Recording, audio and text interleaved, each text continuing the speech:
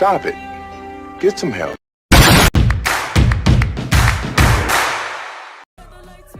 سلام بچه ها، به کانال خوش اومدید. نه، به کانال کمدیوار خوش اومدید. موضوع این ویدیومون راجع به بدترین دنیاهای بنتن برای زندگیه. خب بریم سراغ ویدیو دیگه، حرف اضافه کافیه. خب یکی از دنیاهای بد دنیای مدبنه، همونطور که توی فصل 7 آمنیورس قسمت 9 دیدیم که البته فقط شهر بیلوود بود، ما بقیه رو ندیدیم. این دنیا تحت نظارت مدبن بود و خیلی آدم شروری بود و کارهای بد میکرد و مردمش هم اسیر کرده بود. فقط هم داشتن زمین رو میکندن که کلید کوک کردن ساعت روی سر مالترانت رو پیدا کنن. حتی بعد اینکه پیدا کردن هم باز نمیدونم چرا الکی داشتن میکندن. حالا اینش مهم نیست. تا اینکه بین پرنگ و بین 23 میان که باش میجنگن و میزننش و دعواش میکنن و دستان میبندن به دستش و مینداختنش هولفتونی. روک هم میشه رئیس جمهور اونجا تقریبا.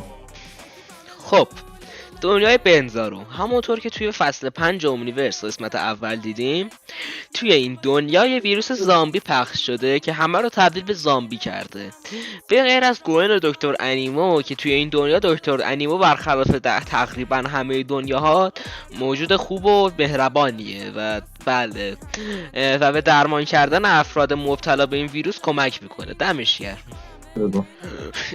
خب دنیای بدبن و نیکابن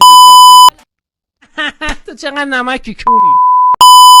قطعا دنیایی که یه بنتن داشته باشه که لقبش نیکا باشه، علاوه بر ترسناک بودن به شدت هم خطرناکه. برحال هست دیگه، کمش فکر کنی میفهمی چی میگم.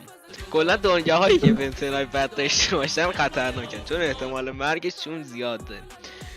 آره دیگه، به هر حال بنتن قهرمانه، بعد مثلا ابر شرورشه، واقعا ترسناکه بهش فکر کردن حتی. که این دنیای مدبن و نیگابن رو توی قسمت های 9 و 10 فصل 7 اومنیورس دیدیم، همون قسمت هایی که مدبن هم دیدیم. یار تموم کن، در طولانی میده، هتل ادیتشن ندارم. به به این ویدیو هم تموم شد. حتما چنل رو ساب کنید، کامنت بذارید، ویدیو رو لایک کنید، زنگوله هم بزنید وگرنه شب میام تو خوابتون. تا یه ویدیو دیگه هم خدا یارو نگهدار.